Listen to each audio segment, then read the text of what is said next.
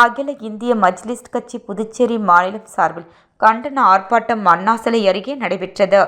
அகில இந்திய மஜ்லிஸ் கட்சி புதுச்சேரி மாநிலம் சார்பில் கண்டன ஆர்ப்பாட்டம் அண்ணா சிலை அருகே நடைபெற்றது.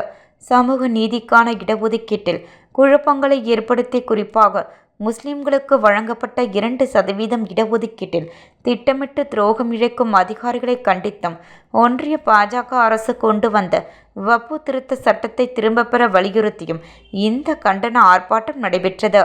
இந்த போராட்டத்திற்கு மாநில தலைவர் சம்சுதீன் தலைமை தாங்கினார். மாவட்ட தலைவர் பலுகல்லாய் வரவேற்பு ஆற்றினார்.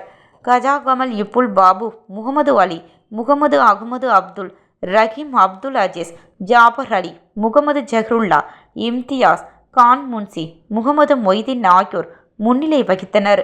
மேலும் உருளையன்பேட்டை சட்டமன்ற உறுப்பினர் நேரு மற்றும் பல்வேறு சமூக அமைப்பினர் கலந்து கொண்டு கண்டன கோஷங்களை எழுப்பினர்.